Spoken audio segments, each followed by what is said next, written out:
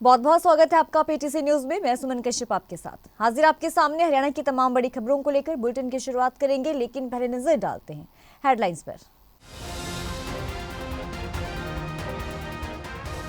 CM की मंडलायुक्त और जिला उपायुक्तों के साथ समीक्षा बैठक, आम जनता से जुड़े कार्यों में अधिकारियों को विशेष ध्यान देने को कहा। रामलला प्राण प्रतिष्ठा की पहली वर्षगांठ पर मंत्री विज ने दी बधाई, दिल्ली चुनाव को लेकर विज ने दी प्रतिक्रिया, किसान नेता डल्लेवाल की सेहत को लेकर भी बोले विज। करनाल में कैंटर पलटा, 2 की मौत, संतुलन बिगड़ने से हुआ हादसा, काफी मशक्कत से चालक और परिचालक को निकाला बाहर। पानीपत के सेक्टर 25 स्थित चाय की दुकान में लगी आग, दुकान में लगाई रंजिशन आग, काम न चलने से दूसरे चाय विक्रेता ने लगा दी आग। हिसार में पुलिस और बदमाशों के बीच हुई मुठभेड़, गोकुलधाम के गेट के सामने हुई मुठभेड़ में दोनों बदमाशों को पैर में लगी गोली।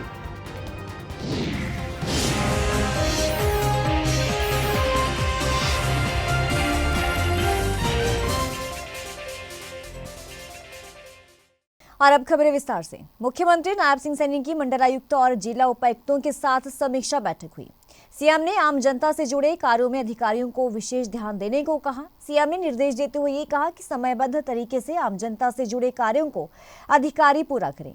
अधिकारी जनसंपर्क बढ़ाकर ज्यादा से ज्यादा जनता से संवाद स्थापित करें। सरकार की महत्वाकांक्षी योजनाओं से संबंधित आ रही समस्याओं का तुरंत निवारण हो। अंत्योदय के ध्येय पर चलते हुए पात्र लाभार्थियों को सरकार की योजना पहुंचाना सुनिश्चित हो। मुख्य सचिव विवेक जोशी, मुख्यमंत्री के मुख्य प्रधान सचिव राजेश खुल्लर समेत कई प्रशासनिक सचिव बैठक में मौजूद रहे। श्री रामलला की प्राण प्रतिष्ठा को लेकर आज 1 साल पूरा हो गया है, जिस पर देशवासियों को बधाई देते हुए हरियाणा के कैबिनेट मंत्री अनिल विज ने ये कहा कि हिंदुस्तान का पुनर्जागरण है। 500 साल से हमारे कण कण में विराजमान भगवान राम के जन्म स्थान पर अनाधिकृत कब्जा हुआ और प्रधानमंत्री मोदी के काल में वहां फिर से भगवान राम विराजमान हुए हैं। आज सारा देश कार्यक्रम लाइव देख रहा है। तो वहीं दिल्ली चुनावों से पहले कांग्रेस ने दिल्ली में महिलाओं को 2500 रुपए देने का ऐलान किया है, जिसका नाम प्यारी दीदी योजना है। इस पर विज ने तंज कसा, सुनिए क्या कुछ कहा। ये बहुत ही हिंदुस्तान का पुनर्जागरण है। 500 साल से हमारे आराध्य, हमारे कण कण में विराजमान, जिनका सुबह उठते हम नाम लेते हैं, शाम को नाम लेते हैं, भगवान राम, उनके जन्म स्थान पर अनधिकृत कब्जा हुआ था।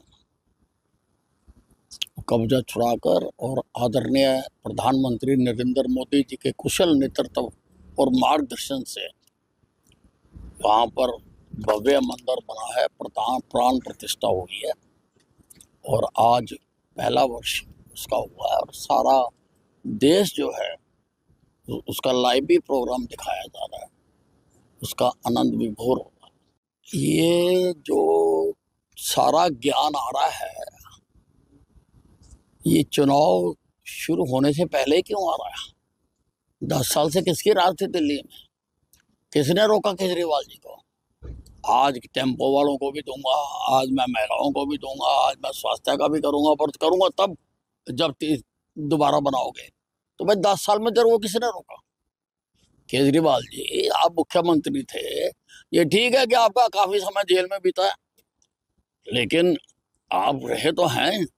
अगर आप दिल से चाहते होते तो वो बातें तब तुम कर सकते थे। अब तुमको पता है कि तुम्हारी सरकार आनी नहीं है। आम आदमी पार्टी के नेताओं के लटके हुए चेहरे, मुरझाए हुए चेहरे इस बात को बता रहे हैं कि आम आदमी पार्टी ने दिल्ली में अपनी हार मान ली है। देखिए, ये जो आंदोलन हो रहा है, ये पंजाब की धरती पर हो रहा है और लगभग पंजाब के किसान ही वहाँ पर बैठे हुए हैं और पंजाब में है आम आदमी पार्टी की सरकार और केजरीवाल जी श्रीमान, उनकी पार्टी के नेता बड़े बड़े बयान देते हैं, लेकिन आज तक किसी ने जाके उनसे बात नहीं की है। पंजाब के मुख्यमंत्री भगवंत मान जी ने, जो उनके किसी मंत्री ने आज तक जाके उनसे बात नहीं की है। वो स्थिति यहाँ तक है कि माननीय उच्चतम न्यायालय ने बातचीत करने के लिए एक समिति बना रखी है। उन्होंने कुछ आदेश दिए थे डल्लेवाल जी की सेहत को लेके, उसका भी वो पालन करने के लिए तैयार नहीं है। यानी कि वो चाहते हैं कि कोई अनहोनी हो जाए पंजाब में और सारे देश में हमें राजनीति करने का मौका मिले। आज पूरे देश में अयोध्या में श्री राम लला की प्राण प्रतिष्ठा की सालगिरह के उपलक्ष्य में कार्यक्रमों का आयोजन किया जा रहा है। राम भक्तों में इसको लेकर काफी खुशी का माहौल है। सभी श्रद्धालु अपने अपने तरीके से श्री राम लला को याद कर रहे हैं और कार्यक्रम कर रहे हैं। इसी कड़ी में अंबाला के लाल कुर्ती के शिव मंदिर हनुमान भक्त मंडल द्वारा भी रामलला प्राण प्रतिष्ठा की सालगिरह उपलक्ष्य में कार्यक्रम का आयोजन किया गया। इस मौके पर भारी संख्या में महिलाएं मंदिर में पहुंची और यहां उन्होंने भजन कीर्तन किया और खुशी जाहिर की। ये अपने रामचंद्र भगवान की प्राण प्रतिष्ठा जो हुई है उसके उपलक्ष्य में ये हवन का कार्यक्रम रखा है और हमारे हनुमान भक्त मंडल के द्वारा ये कार्यक्रम अरेंज किया गया है, क्योंकि इसी कार्यक्रम में हम सब जो भी हैं इस हनुमान भक्त मंडल के मेंबर हैं, जो कि इस कार्यक्रम को हमने सभी लोगों को सनातन को उच्च शिखर पर आगे बढ़ाने के लिए ही इसको किया है। आज हमने ये प्राण प्रतिष्ठा का प्रोग्राम में रखा है। 1 साल पूरा होने पर राम मंदिर में आज हमारे यहाँ भजन कीर्तन हवन सब लाल प्रतिवासियों ने मिलकर यहाँ पे भजन कीर्तन और अपना जो भी प्राण प्रतिष्ठा की सामग्री वगैरह लाके यहाँ पे अपना हवन करा है। हम चाहते हैं कि ये हर साल मनाया जाए। आज हमारे हनुमान भक्त मंडल द्वारा सनातन धर्म शिव मंदिर लाल कुर्ती में हवन का आयोजन किया गया, जो कि आज श्री राम जी की प्राण प्रतिष्ठा के उपलक्ष्य में किया गया। आज 1 वर्ष पूर्ण होने के जिसके हवन का कार्यक्रम किया गया। करनाल के मेरठ रोड पर एक कैंटर का संतुलन बिगड़ गया और वो सड़क के किनारे दीवार से जा टकराया। इस हादसे में कैंटर के ड्राइवर और क्लीनर की मौत हो गई। हादसे की वजह ट्रैक्टर के पीछे बंधी 2 ट्रॉलियां बताई जा रही हैं। तो हादसा इतना भयानक था कि ड्राइवर और क्लीनर कैबिन में बुरी तरीके से फंस गए। इस दौरान क्लीनर दिलशाद की मौके पर ही मौत हो गई, जबकि चालक यश 2 घंटे तक फंसा रहा और उसने भी आखिर में दम तोड़ दिया। घटना की सूचना मिलने के बाद पुलिस मौके पर पहुंची और हादसे के करीब 2 घंटे के बाद हाइड्रा की मदद से कैबिन को खोला गया और दोनों को बाहर निकाला गया। सर हमारे पास 10 बजे कॉल आई कि ऐसे, मतलब 10 बजे नहीं, हमारे पास 2 बजे कॉल आई कि 10 बजे ऐसे एक्सीडेंट हो गया। हम 2 बजे अपना सुबह 6 बजे अपने घर से चले। जब तक ये नहीं पता था कि इस तरीके का मामला हो गया। हमें ये पता था कि सीरियस हालत है। हम यहाँ पर आए, घटनास्थल पर हम पहुँचे। घटनास्थल पर लोगों ने ये बताया कि ऐसे यहाँ मलबा पड़ा था। मलबा मतलब वो जो टाइप होती है, जो भैंसे खाते हैं, जानवर जो खाते हैं, वो गिरा पड़ा था मलबा सारा। और जिसका मलबा गिरा पड़ा था वो मालिक भी वहाँ मौजूद था। दूसरी बात, वो मालिक वहाँ मौजूद था और सामने से एक ट्रैक्टर ट्रॉली रोंग साइड आ रहा था। मलबे पे ट्रक चढ़ा है, उसे बचाने के चक्कर में, सामने ट्रक ट्रॉली को बचाने के चक्कर में मलबे पे गाड़ी चली, जिस कारण ये हादसा हुआ। रोंग साइड से ट्रैक्टर ट्रॉली आ रही थी और उसका मलबा गिरा पड़ा था जो टाइप उससे ये भी बोला कि इसे हटवा लो। तकरीबन 8 बजे उसका मलबा गिराया और 10:30 बजे तक किसी ने कुछ नहीं हटाया और अब भी घटना स्थल पे वो माल ऐसा का ऐसा ही पड़ा है। तकरीबन ये लगा लो आप 10-10:30 बजे एक्सीडेंट हुआ है और 3:30 बजे मतलब पब्लिक ने उन्हें निकाला है। पब्लिक ने 2.5-3 घंटे उसका रेस्क्यू चलता रहा निकालने का। शायद अगर पब्लिक पहले मतलब पहुंच जाती है, लोग बाग या निकालने वाला कोई वहाँ होता तो एक जना बच सकता था ना। सर रात 10:30 बजे के करीब में ये एक्सीडेंट हुआ है। जो इसमें ड्राइवर है और जो हेल्पर है, वो भाई है हेल्पर हमारा। ड्राइवर भी मिलने वाले ही है, वो भाई के साथ ही रहता है। 10:30 बजे एक्सीडेंट हुआ था। रात हमारे पास 2 बजे के करीब में कॉल आई है। कॉल आने पे हमें बताया गया कि ऐसे क्या एक्सीडेंट हुआ है। ये लड़के हैं, 2 लड़के बताए थे हमारे साथ, हमें पता नहीं था। हमें इतना बताया गया कि क्या नाम, वो अभी सीरियस हैं, हॉस्पिटल लेके गए हैं। बाकी ये नहीं बताया था हमें डेड हो गए हैं। हिसार जिले के हांसी में दिल्ली सिरसा हाईवे पर गोकुल धाम के गेट के सामने पुलिस और बदमाशों के बीच मुठभेड़ हो गई। मुठभेड़ में दोनों तरफ से जमकर फायरिंग की गई। मुठभेड़ में दोनों बदमाशों को पैर में गोली लगी है, जिसके बाद दोनों बदमाश घायल हो गए। जींद के सरकारी अस्पताल में स्वास्थ्य सेवाओं का हाल बदहाल है। जींद के सरकारी अस्पताल में प्रतिदिन 2000 के करीब ओपीडी होती है, लेकिन सरकारी अस्पताल के बाहर इमरजेंसी के गेट के पास मरीजों के लिए स्ट्रक्चर और व्हीलचेयर रखने के स्वास्थ्य विभाग के आदेश जारी किए गए हैं और कहीं भी व्हीलचेयर नहीं मिलती तो वहीं दूसरी ओर व्हीलचेयर ऐसी है जिनके पहिए नहीं चलते तो कोई बैठने के ही लायक नहीं है। व्हीलचेयरों की स्थिति बेहद खराब है। मिलती तो नहीं। कहाँ से आए हैं? माध्यम से आए, डायलिसिस के पेशेंट हैं। डायलिसिस के पेशेंट हैं। तो डॉक्टरों को आपने बोलना चाहिए भी व्हीलचेयर खराब है। बोला है जी अंदर मैनेजर लोग रहा देंदा नहीं। अच्छा जी, क्या नाम बोलते हैं? क्या कहना है डॉक्टर? है एक व्हीलचेयर वो कोई लेके गया उठा के हो ढूंढ के लिया। जो व्हील चेयर्स हैं और स्ट्रेचर हैं पर्याप्त मात्रा में हम लोग जो है इनको जो भी इमरजेंसी पॉइंट्स हैं, चाहे वो जच्चा बच्चा विंग है या इमरजेंसी आपातकालीन विभाग है, उसके अंदर हम लोग पर्याप्त मात्रा में रखते हैं। मैट्रन को पहले से इस तरह की हिदायतें हैं कि जो भी हमारी व्हीलचेयर और स्ट्रेचर होते हैं उनको समय समय पर जब भी ड्यूटी शिफ्ट या चेंज होती है तो उनको इकट्ठा करके उसी पॉइंट पर जहाँ व्हीलचेयर और स्ट्रेचर मिलने चाहिए वहाँ रखे जाएं।